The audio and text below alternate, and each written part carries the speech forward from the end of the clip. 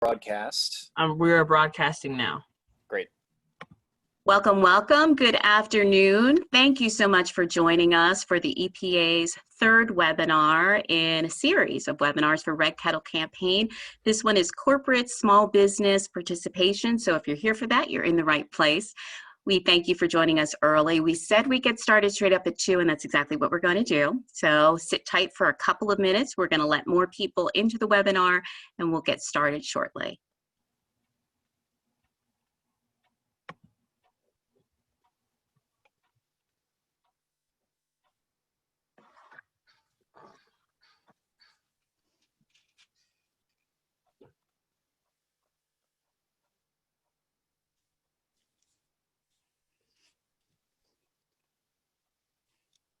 Is Tiffany on the line yet? I cannot see. I don't know what is happening to me.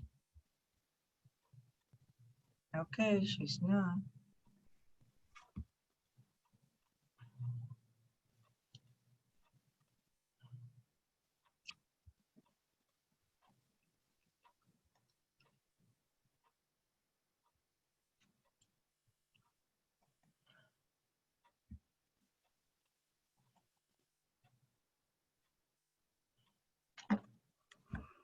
It's 2 o'clock, so we're going to go ahead and get started. Good afternoon, everyone. My name is Gwen Owens, and I am the Public Relations and Marketing Manager for the Salvation Army Eastern Pennsylvania and Delaware Division, and I'm your moderator for this next hour. Thanks so much for joining us. This is an important discussion. We have been having a series of webinars every Monday this month. And this one is the third one in the series, and this is corporate and small business participation. We're talking about our Red Kettle campaign, and I know it's foremost on our minds. I know a number of us are very concerned because COVID is in the equation this year. So we're going to be doing things differently than we've ever done it before. But that's why it's important to come to the table and collaborate, to listen to what has worked in the past and what might work in the future. And so we want to thank you for joining us and also our panelists. We have a great panel in store for you. But we'd like to start off by just giving a word of prayer. And for that, I call my colleague, Reverend Bonnie Camarda. She is our Director of Partnerships for the Eastern Pennsylvania and Delaware Division. Reverend Bonnie? Yes. Can you hear me? We can. Okay, good. Let us pray. I'm going to pray in the heavenly language, in Spanish today. Yes, and I'll try to do a little bit of translator for English speaking in this workshop. Father, we just thank you. Gracias te damos, Señor, por este día. Sabemos que este es el día que tú hiciste y te damos gracias. Te pedimos, Señor, que abras nuestras mentes y nuestro entendimiento para comprender más cómo podemos levantar las finanzas durante la campaña de la olla roja. Te agradecemos por este tiempo que vamos a estar juntos. Father, we just thank you for the time that we're going to have together. Open our hearts, our mind to understand how during COVID-19 we can make a Red Kettle successful. Thank you for every corporate partner and everyone in this call. In the name of Jesus, amen. En el nombre de Jesús, amen. Thank you, Bonnie. One thing's for sure, regardless of the language, God hears our prayers. And so we're thankful for you for opening us up in that way. It's always a privilege when our divisional leader is able to join us. And Lieutenant Colonel Larry Ashcraft has done just that for all 3 of the webinars that we've had this month. And so I'm just going to give you the floor, Colonel. You go ahead. Well, thank you. Holy cow. You guys are very brave turning me loose and not having the mute button on. Anyway, it is, thanks Gwen for getting us started, Bonnie. Thank you. We're very excited about today in particular as we begin to explore in greater detail some of the options we might have going forward through a pandemic ridden season. Even with vaccines seemingly on the horizon and some therapeutics already in, it really does appear as if things still won't get back to normal. I had a doctor tell me couple weeks ago, maybe another year. So this time next year before we can sort of get back to what is normal, and then will it really be normal? Who knows? But so that really behooves us to sort of stretch our horizons a bit, understand that what we've done in the past doesn't necessarily work, but there are some best practices that come with other. Sorry guys, I'm at a Camp Lador and there's a lawnmower passing by. That's the thing that sounds like an airplane. But there are other things that come and best practices we can use to help offset maybe some potential losses. As I said a couple of weeks ago, we stand to lose if kettles don't go the right way for us, between $3.5 and $4 million divisionally here. And so it really is on our plate to move forward to try and find different ways to recoup that, because the need is not going to diminish. In fact, I think we've already found through our service, many of you in particular have found that the need is going to continue to rise among the constituents to whom we offer our service. So I'm really excited. I know that Gwen will introduce the panelists. Many of them I've had contact with over the years. Pat James and I worked together in Portland, Maine. She was 3, I was 7 when we worked together back then. But we're grateful for Pat and for Tiffany to join us today, and we're glad you're here, and hope that this will be informative, collaborative, and it will also encourage you to know that our Father owns the cattle on 1,000 hills, and He will power His projects. And all we have to do is be faithful and listen to the way He leads us. And sometimes it's just by asking loudly. And so I'm going to turn it back over to Gwen. Thank you again for allowing me just a couple of minutes to say hello. Sure. Amen. Amen, Colonel, on that. Thank you so much. You know, the Salvation Army has long been known for doing the most good. We've been doing that for over 150 years. And I think, as Colonel just said, even a global pandemic did not stop us. We were out on the front lines trying to serve the most vulnerable populations within our communities and doing the best that we could. And I think as a division, we heard some of the same things over and over from people that we were serving, and that is, thank you for being here. Thank you so much. You're always here. And we started thinking, and we realized that we really are always here, and that we're not going anywhere. We're here to stay, and we're here for good. So that's how we came up with our new initiative, Here for Good. And we've been really working hard to tell the public that the Salvation Army is here for good. And so we want to share what we've been sharing with the public now with you.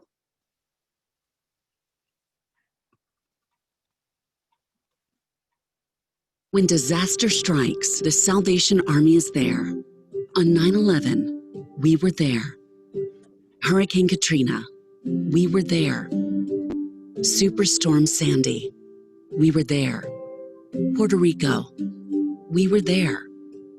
COVID-19, we are here. As others move on, we are here. Here for good.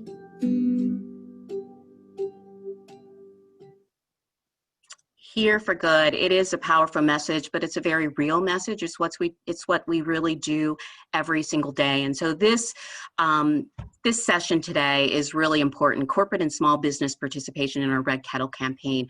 We have a wonderful panel that we've assembled for you. And before I introduce all of the panelists, I want to start with a very special guest panelist that we have, and that is Tiffany Tavares. She works for Wells Fargo. She's actually Vice President of Community Relations and works specifically with the Northeast Community Relations team.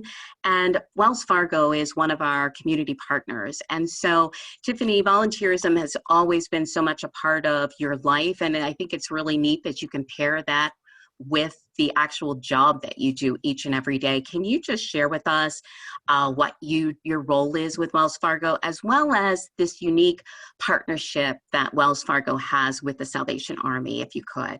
Sure. So good afternoon to everyone. First of all, thank you so much for the question, Gwen. I am really pleased and honored to be here. I'm very humbled to be here. I know you all refer to me as a special guest, but I assure you all of you are way more special than myself.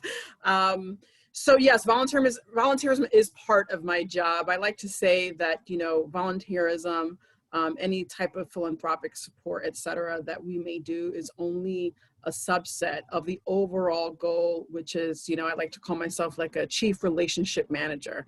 I think that we are all chief relationship builders, but the managing of the relationship is way harder than building it, right? The initial exchange of that business card is always easy. So with regards to my role specifically, I oversee the Wells Fargo Foundation for Greater Philadelphia market, Central Pennsylvania, as well as Greater Pittsburgh. We support nonprofits in the region that work within our 3 foundation pillars of housing affordability, financial health, and small business growth and development. Additionally, I oversee CSR programs and communications efforts internally throughout the Northeast. And the Northeast in this context is considered New York, New Jersey, Delaware, Pennsylvania, and Connecticut. So again, thank you for having me. And then the partnership between Wells Fargo and the Salvation Army, can you share a little bit about that? Sure. So it's been going on for a number of years. We are really proud to partner with Salvation Army and to be honest, more importantly, at least speaking for myself personally, call a number of people at Salvation Army dear friends. The work that you all do is extensive and it's so deep. You know, the video that we just saw was extremely powerful, and it's interesting because I think, you know, yeah, I think that there's some association obviously with Salvation Army with those really awful, disastrous moments in time when you're talking about a disaster, when you're talking about this pandemic. But really the strength to me when it comes to Salvation Army is that if those were the dots, it's how you connect in between, because you know that the dire situation you see a number of our communities in, that exists whether or not a disaster is happening. And to me, that's where the strength that Salvation Army has and lies in, and that's exactly why we invest in the organization as we do. Awesome. Well, thank you again. We're going to hear more from you later on when we get to all of the panelists, but let's go through and meet the rest of our panelists for today, beginning with Pat James. She's actually my counterpart in Northern New England and is actually in Maine right now, Public Relations Manager for Salvation Army. Thank you, Pat, for joining us. Major Darren Mudge, he is Commanding Corps Officer at the Reading Citadel Corps, and he's actually our presenter for today. So he's responsible for the PowerPoint that you're about ready to see. So Major, thank you so much for all the work that you've done and for really taking the time. Steve Brown, this is exciting for me that he's able to be on this panel because he's been spearheading all of these webinars that we've been having. And of course, it was appropriate for him to be on this particular panel because he's our corporate giving manager for Greater Philadelphia. So I am very pleased to be able to take over the moderator role so that he can just really sit tight and answer some questions that I know will come his way. And then our Director of Advancement is Stan Retief. He's with our Eastern Pennsylvania and Delaware Division, and he will be able to talk very much about what territorial and national are doing when it comes to Rick Kettles this year, as well as some other questions that you may have. So thank you all for being part of the panel. I want to talk to you a little bit before we get started with just some housekeeping tips, really, and that is how do we do the questions and answers? Well, we're going to be open for your questions all throughout this presentation. So there's a box at the bottom that's a Q&A box. It's not the little bubble that you would see in a comic strip. You know, that's the chat function. We're going to use the box that says Q&A. And if you want your question to be anonymous, when you start to type, a box will come up and you can check anonymous if you'd like. But we'd love to hear from you if you don't care about us knowing your name or your title. And so ask them throughout the presentation, but we will not answer them until the presentation is complete. And then at that time, once you've heard the entire presentation, you can put your questions out there to us. Now, we are going to use the upvote function. So that's that little thumb down at the bottom. If you like a question that someone else has asked, and it's actually a question that you were thinking of yourself, just hit that like button, the thumbs up, and that will give 2 people asking that question. And the more people that ask that question, it zooms up to the front of the line. So we're definitely going to give, you know, we're going to answer all of the questions, but we'll get to the ones that are the frequently asked question first. All of the questions will be answered until we run out of time. We will then answer any questions that are left over later on this week in an email that you will get. Now, I know you're probably going to take some notes here, but you will get this entire recorded presentation later on this week, as well as the PowerPoint and any resources that we discuss throughout this hour. We will make those available in a Dropbox as well. That email will come to you later on this week, okay? So that's how we're going to operate today. And now I'd like to turn it over to Major Darren Mudge. And Major, thank you so much for the time that you took to present this. And we are waiting to hear from you now. Well, thank you, Gwen, and thank you everybody for tuning in. We've got some ideas to share with you today, maybe some lifelines to throw your way to help you look at where we're going here this Christmas season with our Kettle effort, particularly dealing with corporates and partnerships and how we're going to do that.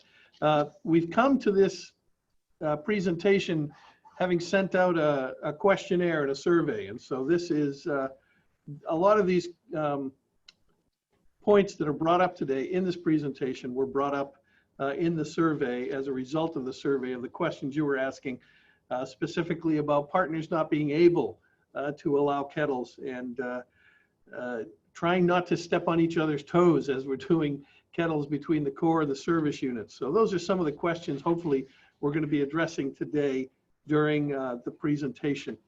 And so we have a new reality, don't we? And if someone could advance a slide to where it says our new reality. There we go. We have a new reality in our work cut out for us, specifically for kettles. You know, and we've always relied on local businesses, but some partners may not be able to help us in the way that they helped us in the past. But it's our responsibility and our calling, really, to find out different ways that we can approach our partners to come up with some creative solutions. Indeed, at the bottom there, it says, pray for the best, but prepare for the worst. I remember a time in this division when we all lost our target kettle stands. And for some people, they thought the world was going to end. And yet, the Lord provided for us in different ways in our Christmas kettle effort. And I'm sure that that's going to happen this year as well, as we look at some of the alternatives to our traditional red kettle effort going forward. So how do we find red kettle partners? We're looking for them. And there may be, some more businesses in our area that are available for us to do kettles at. At this time, we could be spending time looking for them, discussing with advisory boards, advisory councils, a group of volunteers, asking them to help us find places where we can put kettle stands. This year is going to be very different for us, and it's going to be a challenge for us. And the more we explain that to folks, the more we recruit people to look for that, for places where we can put kettles, the better off we're going to be.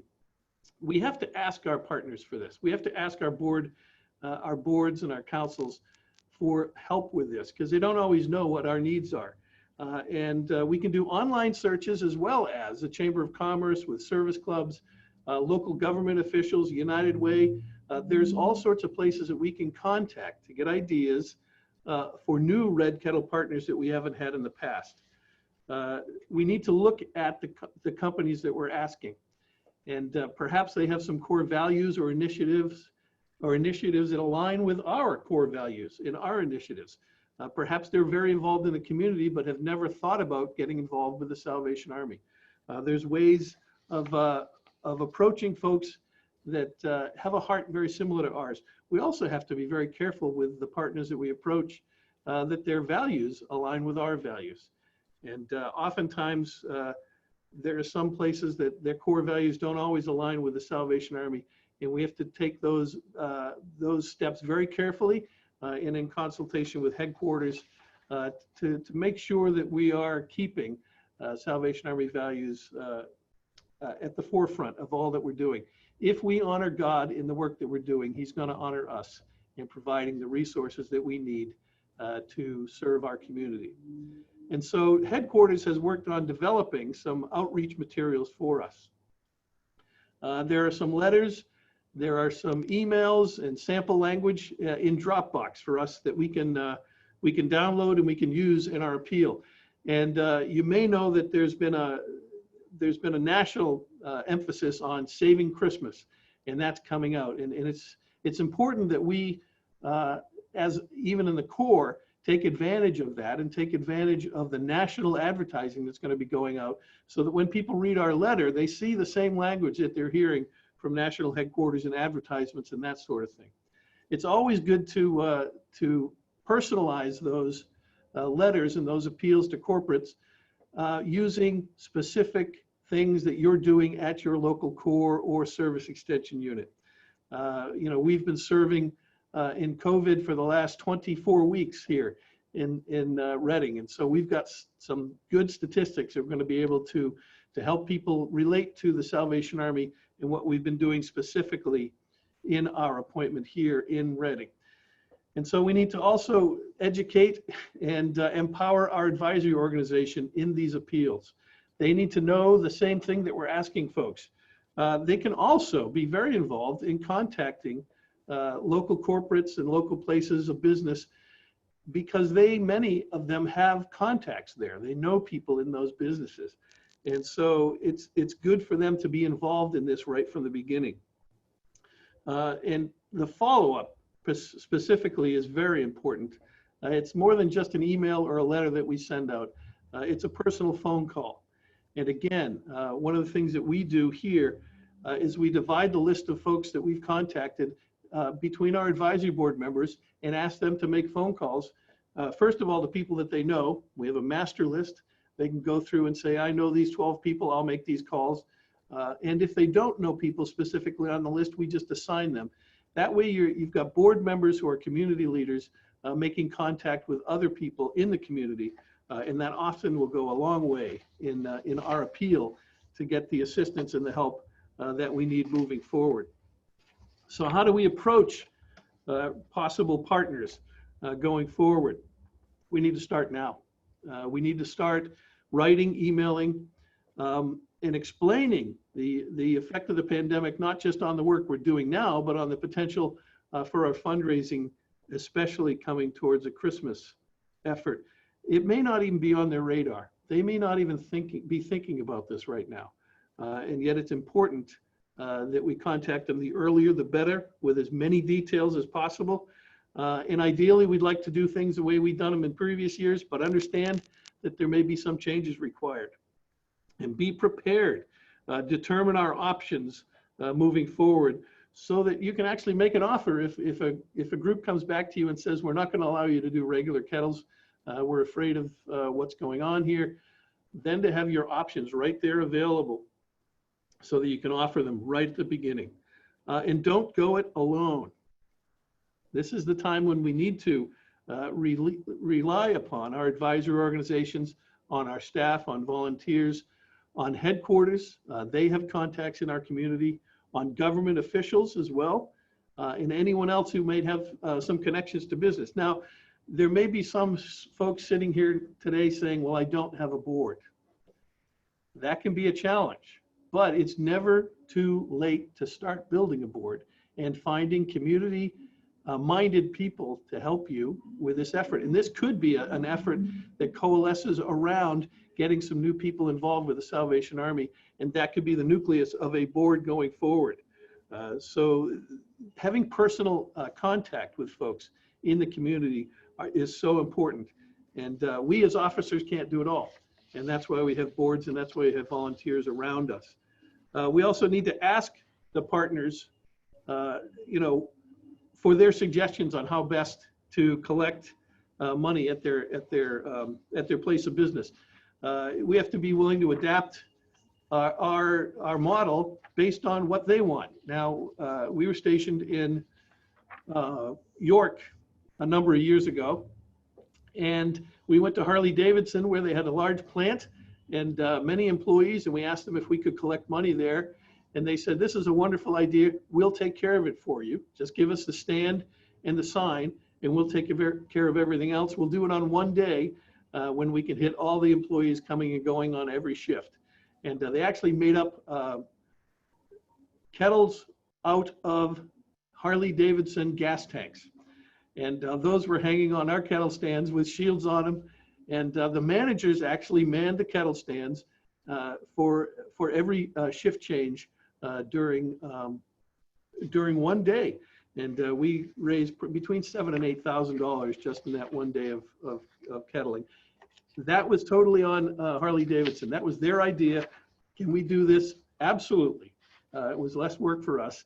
And so we need to be creative and adapting to our partners.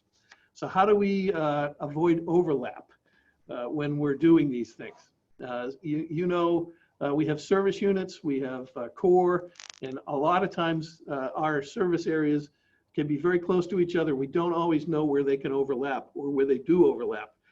You can get a zip code listing of your unit, whether it's a service unit or a core, to know where your service unit, where your services are provided, where you can do fundraising and what zip codes. And that's going to be very helpful to you to know, to help you not to overlap sometimes in your appeals. Also, you need to know who your service unit rep is for your area, the area around the core. We know who ours is. I've worked with her before, and so we have contact with them. And we're not afraid to ask and to explore ways of working together. There's even times when the service unit is not able to cover a stand that's near us. We're able to cover it for the day. We have that kind of communication. So that kind of open communication is very helpful in moving forward in terms of fundraising. The last thing you need to think about is large corporations. Now, by large corporations, it's folks that don't just have a headquarters in your area, but they operate in multiple states. They operate throughout the state of Pennsylvania, or even throughout the country or throughout other countries. And so we have to be very careful with that. And especially with our board members, sometimes they get very excited and they want to go and tap into Citibank. And we have to be very careful with those kind of contacts and work with DHQ, especially in looking at that. Now, we in Reading have the headquarters of Redner's Markets here, but I've already had conversation with the core officer down in Wilmington, where they also have Redner's, so that we're asking for all of us whether we can have kettle stands there. And so it's important that you do communicate, especially with headquarters when we're going for larger corporations. Now, if headquarters says no, we need to respect that. And we need to say, okay, I trust you that you're working on something else, and I will not approach them. I have seen places where cores have approached major corporations, and it can create quite a mess. And so we have to trust DHQ. They're not out to cut our fundraising. They're out to make sure we all can serve each other and serve the folks that we serve in the best way possible. And oftentimes they're working with these large corporations that we may want to approach. So we need to be prepared for any and all outcomes when we do the ask to a business as to whether we can have a kettle stand there or do kettles there. We need to be prepared for the status quo. They may get back to us and say, okay, it's going to be exactly like it was last year. Let's go forward with this. It may be modified. They may say they won't allow in-person kettles. So we need to have a plan in place. If they're not going to allow us to have a person standing there ringing a bell at the kettle stand, how else are we going to do kettles? And then finally, they may say to us, there's no kettling at all. We cannot allow this year. So we have to be prepared with some alternate proposals. We're going to look at that on the next slide. But the other thing I think we need to be prepared for is we may have traditional kettles, as we always have had, and yet we're going to raise less money. That's because there's probably going to be less foot traffic in the stores this year than there was in previous years. And that's huge. The more foot traffic you have, the more donations you get, the more money you can raise. And so we have to be prepared for that and look at different ways to raise money other than the traditional red kettle. It's also important, sometimes we can be pretty pushy when asking for kettle stands. It is not a constitutional right for the Salvation Army to put a kettle stand up at a store, which is private property. And if they say no, it's no, and we have to be nice about that and explore different ways of raising money. One of the formulas that an officer taught me many, many years ago when I was a first newly commissioned officer was that we raise 2/3 of our money in the last 1/3 of the days that we have kettles out. And so if a corporation comes to me and says, you can stand, but we only want you to stand 10 days instead of the 33 or 35 days we have planned, I always choose the last 10 days of the month, the last 10 days of fundraising, because that's when you raise most of your money in kettles. So what are some of the alternatives that we have going forward where we can't do traditional kettles with a bell and with a bell ringer? There's all sorts of ones listed here, and you're going to want to explore these, especially these electronic donations through social media or on a website. I can tell you that DHQ is creating a donation page specific to every corps and service unit in the division. And there will be a link on Dropbox for you to get for that. And you can put that right on the company's social media. You have to ask them this at first and ask them if they'll put that link there and help you out in that way. There's donations and matching gifts. When we do this $20, if we do the $20 match this year, that's a great hook to say to people, can you do fundraising for us on this one day? We've got donors that will match a $20 gift. And that's a great way to appeal to corporates and to different businesses in your area to do that. Employee donation competitions, that's kind of self-explanatory. Different departments can have competitions. Do that along with a $20 match, and you could see some real income coming through there. Red Kettle campaign sponsorship. There's all sorts of ways that you can get folks to sponsor your campaign. We have sponsors here that sponsor a kettle. They sponsor a kettle for a week. They sponsor a kettle for a month. They sponsor a kettle for the whole season. That's all at different investment ranges, as it were, or donation ranges for them. There's also the campaign sponsorship. There's in Allentown, they had a corporation every year that they asked to donate to sponsor the kettle effort. And so I believe it was a $10,000 donation. They approached a major corporation in Allentown. The head of that corporation would then become the kettle chairman for that year for the community. And that was a great kickoff to their kettle effort to have that campaign sponsorship there. There's also a kickoff sponsorship. You can have the kickoff event. You could have somebody cover that with a donation.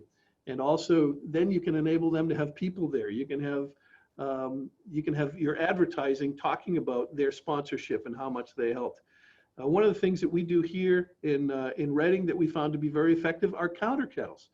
It's a very low impact. It's fairly inexpensive. You buy the counter kettles from Trade Department. They're $40 a piece. We put them in area restaurants. And it actually pushed us over the top of our goal last year when we were able to pick up all of the counter kettles. So there may be a place that you can't put a full-blown kettle, but at the checkout counter at restaurants, you can often put these counter kettles, and that's pretty inexpensive. We had volunteers that would go around and pick those up on a regular basis and empty them out. And so counter kettles are a good way to do it.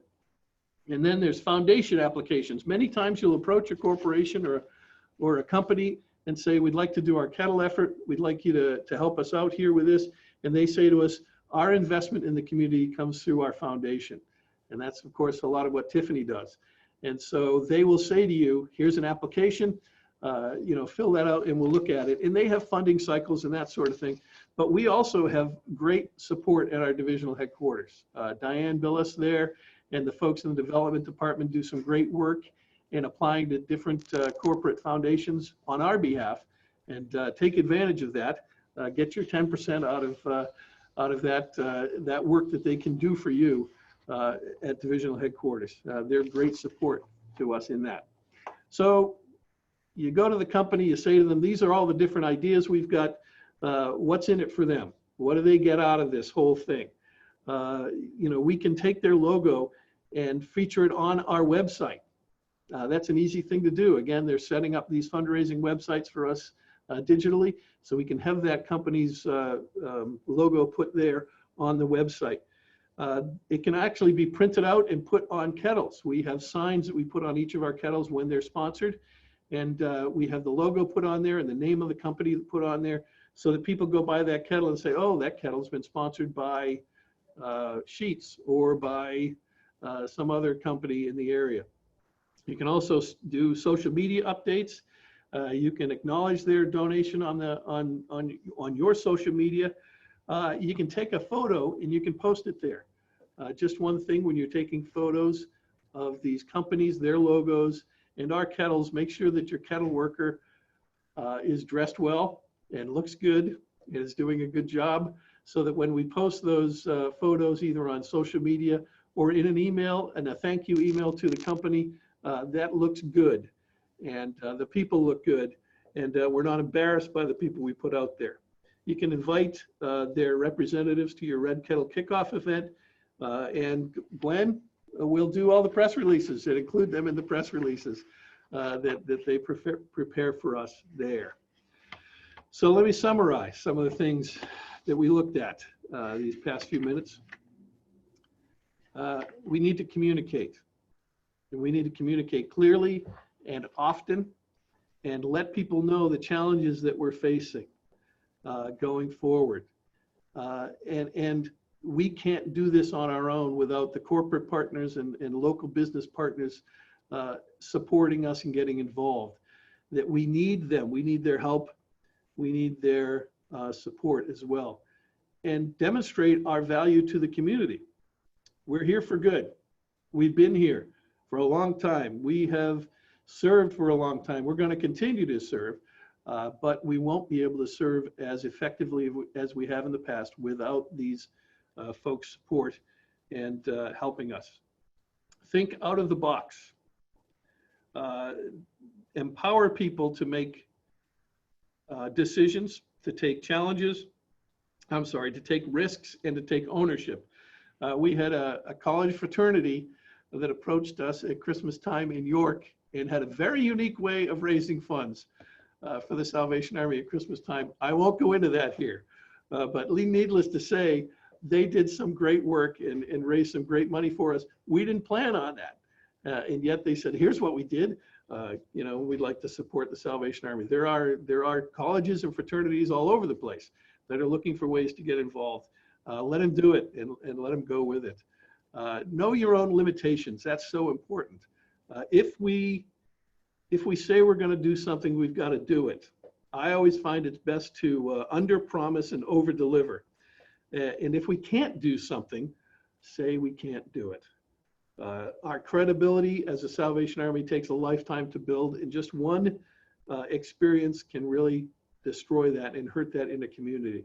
And so we need to under promise and over deliver. We need to do what we say we're going to do when we say we're going to do it, and maintain our credibility. Finally, we need to look at our relationships that we have, and if we don't have relationships, we need to begin to build them. We need to look for partners. We need to find people that we can contact, and we can ask for help from our advisory boards and councils, from local officials, from city officials and county officials, from volunteers, even from other officers that are in our division. We can call someone and say, hey, listen, I'm having a challenge here. Do you know any idea? Do you have any ideas of folks that I can contact or folks that I can approach for something? I sent out an email to our advisory board a few months ago saying we were getting cadets for the summer. We needed a place for them to stay. Did anybody know where we could have the cadets housed for the summer, because they were coming with their family? And lo and behold, one of our board members is an executive assistant to one of our county commissioners. The county commissioner made a phone call for us, and boom, we had 2 hotel rooms in a DoubleTree, downtown Reading, for free for the cadets to live in for 6 weeks. That was a huge donation that we would not have gotten had we not asked. And sometimes our government officials and city officials, and in this case, our advisory board working through that, was able to create that donation for us, which met a need which we just didn't know where we were going to get the money to do that. And so that was a great help. So think about all the contacts that we have, all the relationships that we have, and make the ask, and do it in a way that we can share as much information as you can with the folks that we're approaching. And so there's some additional resources that are here. The Dropbox we've talked about. Take a look at everything that's on there. Take advantage of that. Download it, use it, and then send it out.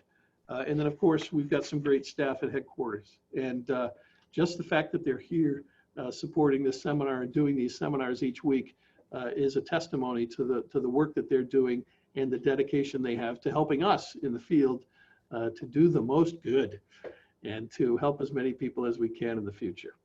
That's all I have. Thanks so much.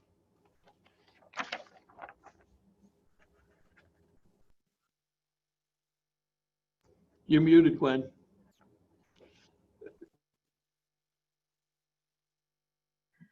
So sorry about that. I was on mute. That's all you have, Major? That was a lot. It was jam-packed with some really great, useful information, also thought-provoking information that helps us get those juices going so that we do think outside of the box, as you suggested. I know one question right off the bat is when you will get these resources, the recorded session that we're doing here today, and that will come before the end of the week. So along with the recorded session today, you'll get the PowerPoint that Major Mudge just went over. You'll also get the resources that he mentioned at the end there, and the Dropbox, so that you can have it all at your disposal. And you can also send that on to any of your colleagues who were unable to be here today as well. I want to remind you that Tiffany, Pat, Major Mudge, Steve, and also Stan are here as panelists. And I'm going to start with Tiffany. From a corporate perspective, what do you look for in terms of selecting an organization to support? I heard Major say that we should do our homework, and I heard you talk about 3 pillars, housing being one of them. So when a nonprofit approaches you, what makes you decide to choose them? Sure. No, that's a great question. I appreciate it. So I have to say all the points that Major Mudge have brought up today has been quite remarkable. So I 100% concur. I think that oftentimes people forget that I am not looking for an organization. I think people forget that sometimes there is a congestion of nonprofits in particular regions, and you have to think of really creative and innovative ways, number one, to stand out and to get someone's attention, and more importantly, to be prepared. When I look at all the great resources you have of, letters and sponsorships, et cetera, all of that comes secondary to building a relationship. And hearing from you, all of you are the experts in how is it and who is it that you've been serving in the community. And so to be able to speak to that is really important. I think it's important to qualify your data as much as it is to quantify it. So when you're talking about, hey, we support a number of low-income families with, shelter and residence, that's fantastic. But it's a very different story if you're able to say, hypothetically here, obviously, last year we were able to support, 52,381 low-income families that are 42% led by a single female in the household last year. That's very, same data that all of you have access to, but the way that you tell the story is very different. So I think, when it comes to, different kind of nuances as such that we look for like that. Number one, what's the reputation and credibility of that individual at Salvation Army that's approaching me to have that conversation? And with the 30 minutes or the 60 minutes we may schedule to speak, and that's really important to point that out, what is it that they're saying? Oftentimes when I get someone in front of me, they will spend a lot of time and effort trying to convince me why is it important to help the community? And I'm like, I'm kind of in my field. I'm already sold on that, right? So it's more about not so much the what, but it's the how, and how is it that you're going to really inspire your team to reach that goal? Because then I want to get excited about the goal that you present in front of me. It sounds like the who is important too, whoever we send your way. Another question that's coming for you is, what do business and corporate partners want out of a relationship with a nonprofit? So in other words, we know what we're coming to you for, but what is your company getting out of it? Yeah, no, that's a great question. And it's something that, to be honest, evolves over time. I think that with this year, especially, in light of COVID and all the kind of discussions around the racial and economic injustices that, you know, I shouldn't say are happening, but have been coming to light. As we know, they've been happening for a long time. I think that's an open conversation. You know, I think the list that on one of the slides that you showed, you know, had, you know, logo here and name there. And I think those are all great, but I think it's more important to have that conversation as to what is it that you're seeking. Because sometimes what you think they may be seeking is actually not what's allowed. There's a lot of compliance and risk issues that, you know, for us, for instance, as a financial institution, we cannot take advantage of, or we're not allowed to do. And so to say, hey, this is really great, thinking that you're presenting kind of the top-notch benefit is actually not something that can apply to us. So I think more so to showcase your flexibility and willingness to look at different opportunities is way more important than whatever list that you come up with in advance, because in a true partnership, you should be able to build that list together. I know a couple of things for us in particular. I think consistent and regular communication. I don't want to be contacted every time you have an ask. I think simply to reach out and to say, hey, this is what's going on. We just want to keep you abreast of the situation. Oftentimes, the really great partners will inform me of emergencies and disasters happening in our, you know, kind of local community that I wasn't even aware of, and they're bringing that to my attention. So that really shows that they have boots, you know, and hands on the ground that are able to inform their partners as to what's going on. You know, I said sometimes some of these partners, I mean, they're faster than social media, right? Because they're out in the community. And secondary to that, I would say, are actually speaking opportunities. That's one of the things I did not see on the list. So if you are going to have a kickoff event, again, even if someone, I always say 50% of everything you do is about really fantastic content, right? The other 50% is about really fantastic optics. Meaning, even if someone does not take advantage of the benefit, or you know in your mind they're probably not going to do that, it's the optics of actually presenting it to them to show A, you thought about them, and B, that you're willing to actually bring it to their attention. So to say, hey, you know, if you sponsor this, not just we're going to have your name and logo, we want our constituency to hear from you. And I think even presenting that would be a really fantastic way to engage people. Thanks, Tiffany. The second part of that question, though, was also about once we get you as a community partner, how do we keep you? Like, in other words, how can we show our appreciation for what you've done no, to what keep I you said, as a long-term partner? No. I was going to say what I said still applies in that I don't want to hear from you when it's just an ask. So essentially, once you receive a grant, if the only time I ever heard from you again is when you're requesting it again, you're most likely not going to be a continued partner. And the second one, again, is that constant communication and making sure that you're keeping that partner up to date, and making sure that you are not just asking them, hey, can you help us with this particular thing, but how is it that we can help you? What projects do you have going on? And so oftentimes our kind of a more complex, larger partnerships will schedule time with not just one particular relationship manager, but entire team of the kind of the core professionals of the programs that we've invested in to meet with our team and just have a discussion. Awesome, thank you. Pat, this is a PR question for you. How does public relations interact with the business world? You might be on mute. Unmute yourself. In other words, how can we help get the word out about local businesses and corporations who support our organization? Pat? There you are. Did we lose her? We can come back. We can come back. The most sought after question for an answer is this. How does this work with those companies that we have a national contract with? And I'm going to direct this to Stan. Should we wait for the contract to be approved before reaching out, or should we go ahead and reach out now? Thanks, Gwen. And by the way, let me just say, having sat through the first two, which I thought were great, the presentation by Major Mudge and then Tiffany's perspective is really taken this to a high level. So thanks so much to our participants for sharing their expertise with us. That's an interesting point, and it's something that is constantly being monitored. I'm on weekly calls with THQ in regard to the negotiations that are taking place. You know, Captain Sheehan last week mentioned that basically what we're doing by having these webinars and coming up with these alternate plans is that we're really building Plan B in case Plan B has to become Plan A. And so far, the good news is that none of the national Kettle partners that we have had relationships with in the past have indicated that they will not host Kettles this year. Now, that doesn't mean that they will, but they so far have not said no. So that's a plus. And we have signed agreements, or are very close to having signed agreements with Hobby Lobby, Macy's, Bloomingdale's, Price Cutter, and Rural King. Now, I know many of you will hear that and say, what about Walmart? Obviously, that's a large one. Again, hasn't said no, ongoing communications, ongoing negotiations. Many of these companies have their own sets of safety protocols. We're making sure that whatever we offer to them, we're building in their own protocols to make sure that we would be in compliance with what they're asking their own employees to do.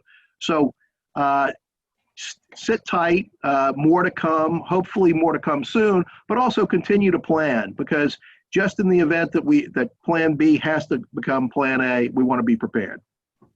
Thank you, Stan. There's a similar question, and their follow-up to that is if we're allowed to contact them now if the contract hasn't been worked out. And I think your answer that you just said, but I just want to make it clear, was no, sit tight, don't approach them yet, correct?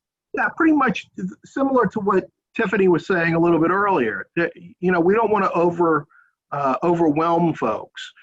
We have a situation, I know Major Mudge mentioned this as well, we have a situation where these negotiations are ongoing, either at the territorial level or at the national level, and in many cases, they have all the information they need, and it's simply a matter of the corporate entity making the determination. So, for example, Hobby Lobby has already signed on, and the others are in process. So yeah, you're right, Gwen. Just sit tight. We should be hearing very shortly.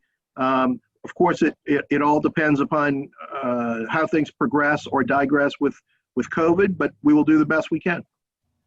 All right, and just want to check and see if Pat is available. Pat, can you hear me and can you speak? I just want to make sure we can hear you first before I ask the question.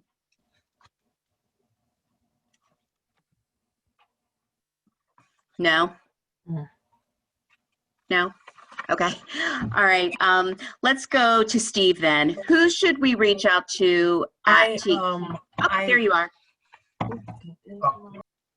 Pat, Major was talking about being creative. And so how can we help get the word out about local businesses and corporations who do support us? How do we publicize that?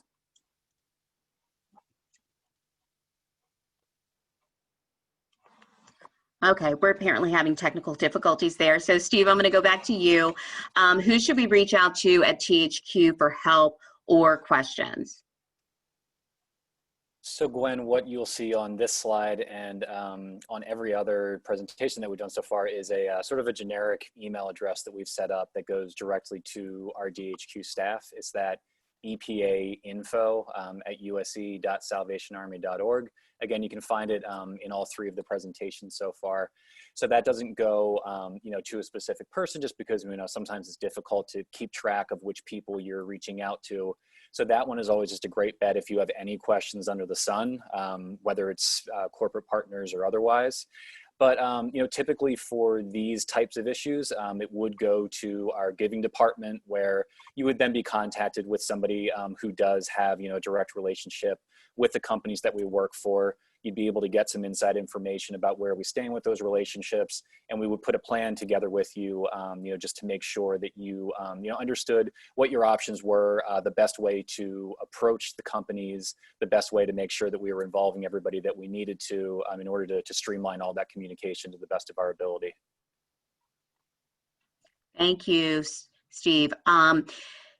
Adele Davis is asking if there will be a possibility of placing dip jars at locations that we're not able to have a physical kettle or a kettle ringer at. And not sure who might answer that. It might be Stan. I can tell you that I've heard the terminology on the calls, and that would be a possibility that is being explored. But obviously our first goal is going to try to be at the kettle location. Once we're told no or modified, then we would look at the other opportunities. Okay, I'm going to ask Morgan to let me know when Pat, we have her audio up and ready, and then I'll go to her. But Tiffany, how important is it for corporations to know what their money is going to be used for, or what their name would be used for in order to help a nonprofit? Sure. No, it's a great question. What I would say is that, especially if it's programmatic related, I think about for us when it comes to any housing and shelter programs that we've invested in with regards to Salvation Army, we actually love hearing the direct impact that that's made, and that does require obviously some specificity up front as to what that's going Can you hear me? Oh, there we go. She's able to chime in. That's it, Pat. You got to get in here now. We're dying to hear from you. Tiffany, were you finished? Yeah, no, please. I would love for Ms. James to get in here now. Pat, I just want to make sure we can hear you. You there? Hello? Yes, I Okay. am. Perfect. So we want to hear from the PR end when we're dealing with businesses and corporations. How do we spread the word that that they're partnering with us? A good example I'll share with you is that we've had a relationship for about 25 years with Oakhurst Dairy, and they deliver milk products to Maine, New Hampshire, Vermont, and Massachusetts. And we've had a program with them for 25 years where they donate sales of eggnog during the months of November and December. 5% goes to the Salvation Army. So each year we receive at least like $18,000, and we help the company by, I set up a radio interview with a local station to promote the cause, and also I have the DC on the show as well to talk about how the funds that we receive through this organization is helping children at Christmas, but also throughout the year. And also there has been kickoffs with Oakhurst where we introduce different types of eggnog for the campaign. So that's one way, as well as we promote the fundraiser through social media. Okay, that's good. When it comes to promotional and marketing materials, we've heard, of course, that money is tight. I think we heard Lieutenant Colonel talk about losing potentially over $3.5 million this season. So what types of promotional or marketing materials should the Corps or the service extension units have so that they can promote their programming with particular businesses and corporations? I have materials and for Bell sponsorship, a letter, and also I form in ways that they can be a sponsor, but also I feel that we really need to focus our materials on online giving. I feel that's going to be a really important way for us to secure funds. I'm in the process of designing a text to give card, as well as a QR code card for our Corps to have to pass out. I feel that we need to have a Kettle kickoff. In the past, I've organized statewide Kettle kickoffs with the governor, so I'm hoping that we can do that this year at the state capitol. We'll see if that works out, but to get the word out and how to stop by our kettles, but as well as give online. And also another way is to highlight primary Kettle locations and try to have a theme or change it up a little bit to make it more interesting, instead of just having a Kettle worker, if they're permitted this year, to have a theme. Or there's a young man who's been doing kettles for 10 years in the Portland area, and he dresses as a penguin, and he's done extremely well. It's amazing that he's raised, just when he's on that shift during the Christmas season, over like $8,000. So he's raised a lot of money. So I think if we have jazz it up a little bit at the kettles, or have people say, good day, happy holidays, Merry Christmas, maybe have a theme just to get people interested, I think will generate some funds. So I think we have a lot to get out and start doing it now. Mm-hmm. Thank you so much, Pat. going to have to ask the last question to Steve. Steve, a lot of people are asking about safety guidelines, particularly during COVID. Are we going to be getting some type of safety guidelines and standing kettles and that kind of thing for this upcoming season? Sure, I know that everybody's probably anxious to share that information with potential Kettle partners as well as their volunteers. So I'm happy to say that THQ has done a great job of putting together some language about that already so that we can get a head start. Just some very basic bullet points about some of the things that we're going to be requiring our Red Kettle workers and volunteers so that businesses know that we're taking it very seriously. So all of that, both a template for a letter to a potential Red Kettle partner, as well as a letter to a potential volunteer with all of that safety information is going to be put on the Dropbox for everybody's access by the end of this week. So if you are looking to get access to that specific language, please keep an eye out for that in the next few days because that is going to be available for you. Thank you so much, Steve. And I'm going to go to Stan Retief for the last input for today's seminar. Yeah, thanks, Gwen. I just wanted to echo some of the things that Pat was saying, and also to add, I know you're the moderator today, and so you didn't have a lot of chance to get to these questions, but you've been doing a great job in terms of our marketing, in terms of getting things on the docket. I would suggest that everyone pay attention not only to the materials that are available in the Dropbox that you keep referencing, but also be on the lookout for the very fine materials that are being put together by RKD and the national team, because I think the collateral material this year is going to be particularly exciting and should be a great boost to our efforts. Yeah, thank you so much for saying that, Stan. What Richard's does is very, very helpful that you can localize that, and social media is going to be a really big tool this year. So we will send you any answers to questions that we did not get to in that email that's going to come later on this week. Again, the recorded session will be in there. The PowerPoint will be in there, as well as any resources. I want to remind you that a week from today at 2 o'clock, hopefully with no technical difficulties, we're going to have our fourth Red Kettle seminar, and this one's going to be on volunteers and Red Kettle supplies. So thank you so much for spending your afternoon with us. We hope that you found it very, very helpful, and please stay on the lookout for the email that would be coming later on this week. Have a great rest of your afternoon, everyone. Thank you for the panelists too, and Major Mudge, you were great.